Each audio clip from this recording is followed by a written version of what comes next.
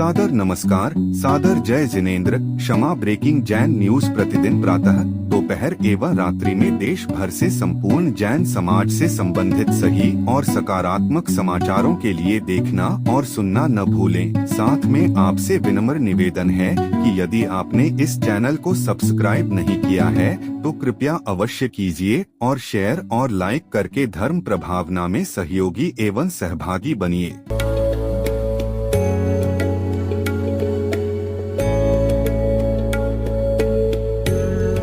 एक ऐसी संस्था जो जैन आगम के पथ पर बढ़ने वाले साधुओं की सेवा में दे रही है अपना योगदान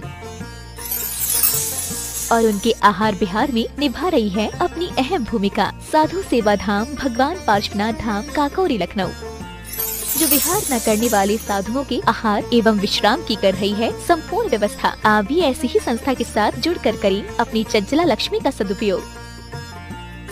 एक दिन का आहार मात्र 2100 रूपए एवं आजीवन 11,000 रूपए। इसके अलावा वर्ष में 2 दिन आपकी ओर से आहार एवं आपका नाम शिलापट पर किया जाएगा अंकित। Bank details Bhagwan Parshvanath Dham trust, bank of Baroda, Chowk branch Lucknow. खाता संख्या 064501000299154। IFSC code BARB0 LUCKNO।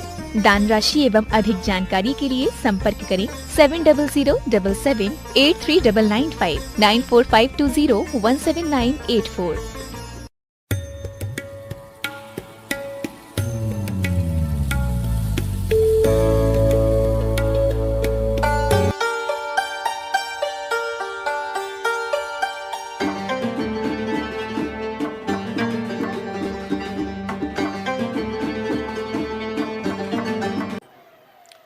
मेरे 2 प्रश्न हैं। पहला प्रश्न माताजियों से संबंधित। एक सामायिक में मेरा एक चिंतन आया कि 6वीं आरती रखी जाए या नहीं रखी जाए। ये प्रश्न मैं क्षमा सागर महाराज से भी पूछा था, उन्होंने बोला ना, ड्रॉप मत करना। इसके पीछे बनाने वाले का क्या आशय होगा ये मैं नहीं कह सकता, पर सामायिक में मुझे एक चिंतन आया कि प्रतिमाधारी माता जी लोग 11वीं प्रतिमा वाले होते हैं। नहीं, चुल्लिकाएं होती 11 प्रतिमा माता जी, आरिकाएं उपचार से महाव्रती माने। इसी पॉइंट में मैंने चिंतन किया कि जब वो उपचार से महाव्रती हैं और मैं महाव्रतियों की आरती कर रहा हूँ, तो अगर मैं प्रतिमाधारी माताजियों की आरती कर रहा हूँ तो इसमें क्या बुराई है? देखो ये चिंतन हाँ सही है या गलत? जैसे अभी तो हम आरती का विषय हम बाद में लें, पहले हम आर्य का विषय ले लें। आर्य का मतलब क्या होता है? मूल्य। ये हमारे जीवन में मूल्यवान हैं, उनको हम मूल्य समर्पित कर रहे हैं, मूल वस्तु अनमोल पाने की भावना को लेकर। अब जैसे मान लो आपने किसी मेहमान को बुलाया और मेहमान में मान लो कि मिनिस्टर हैं, कोई भी इसमें बड़े अनुष्ठान में आते हैं, तो कई बार उनके हाथ में आप श्रीफल दे देते हैं। श्रीफल भेंट करना एक सामान्य से परंपरा मानी गई भारतीय संस्कृति में है। तो वहां पर उनको आप क्या मान के श्रीफल भेंट कर रहे हैं?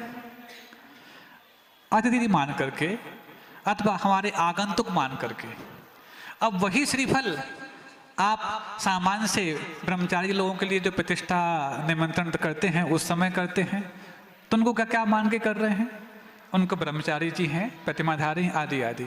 वही श्रीफल आप आरिका माँ के पास भी जाके भेंट करते हैं और वही श्रीफल आप साधुओं के पास। तो जहाँ जहाँ जैसा जैसा आप समर्पित करते जा रहे हैं उसके प्रति आपका वैसा भाव होना चाहिए। आपने क्या मान करके वो कार्य किया है, एक चीज।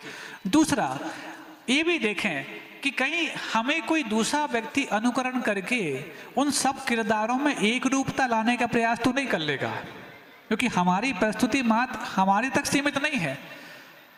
कोई भी व्यक्ति ये नहीं कह सकता कि हम अपने कर्मों के स्वयं जिम्मेदार नहीं। आपके कर्म आसपास के परिवेश को भी प्रतिबंधित करने वाले होते हैं। तो इतना यदि हमारा विवेक आ जाए तो हमें लगता नहीं है कि जो महाराज ने बात कही, क्षमा सागर जी महाराज, पूज्य महाराज ने, तो वो गलत कही है। लेकिन ये विवेक जब तक नहीं आता तब तक सावधानी रखने की आवश्यकता अवश्य है। दूसरा प्रश्न महाराज साहब, आज भगवान के जन कल्याण से संबंधित आपके प्रवचन में कहा गया था कि जब जन्म होता है तो एक समय के लिए नारकियों को भी साता मिल जाती है। मेरा शंका ये बनी कि ये तो जन्म हुआ, कोई स्पर्शन नहीं हुआ उनका, लेकिन जब केवली समुद्रघात करते हैं भगवान, तब तो उनके आत्मा के प्रदेश नारकियों को स्पर्श करते हैं, तब क्यों नहीं उनको साता मिलती? उनको तो छोड़ें, हम जैसे मनुष्यों को नहीं पता लगता कि दिन में 3 बार एवरेज हमारे को स्पर्श किया होगा उस पवित्र प्रदेशों में, ऐसा क्यों? बहुत अच्छा। होता क्या है, संसारी प्राणी शरीर आश्रित रहने का इतना संस्कार पा लिया अनंत काल में कि उसका चेतना से जितना जल्दी संपर्क होने के बाद महसूस या अनुभव नहीं होता, उतना किसी न किसी पौद्गलिक परिवेश में आने के बाद उसका स्पंदन ज़्यादा होता है। अब जैसे आपने कहा कि दिन में 3 बार यदि समुद्रघातगत केवली हमारे लिए एवरेज रूप में स्पर्श कर जाते हैं, तो हम क्यों उससे अनुभव नहीं प्राप्त करते? इतनी पवित्र आत्मा जब हमें स्पर्श करके जा रही है, तो हमारे जीवन में कितनी पवित्रता आ जानी चाहिए कम से कम उन क्षणों में तो।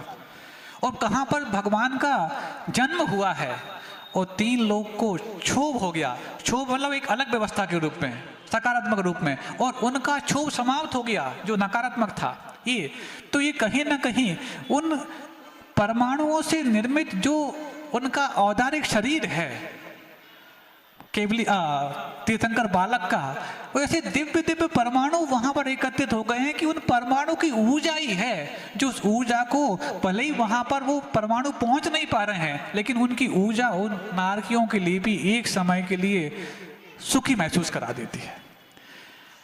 आत्मा की ऊर्जा है, यदि आत्मा की ऊर्जा है तो सिद्ध परमेष्टि भी 3 लोग के भीतर है। अनंतानंद सिद्ध परमेष्टि 3 लोग के भीतर है कि नहीं? अनंत शक्ति उनके पास है कि नहीं?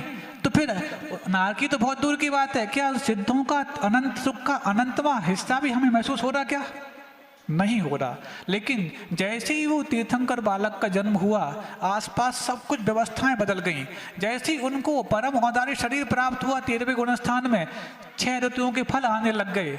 6 ऋतुओं के फल आने के साथ साथ निष्कंटक भूमि हो गई, मंद मंद पवन सुगंध चलने लग गई, गंधोदक वृष्टि आदि आदि कितनी व्यवस्थाएं बढ़ जाती हैं। इसका मतलब है औदारिक शरीर ज्यादा महत्वपूर्ण है, इसलिए इसको औदारिक संज्ञा सार्थक है। इतना उदार होता है कि इसके माध्यम से कई सारी व्यवस्थाएं अलग टाइप का रूप ले जाती हैं, जबकि चेतना में पावर ज्यादा है।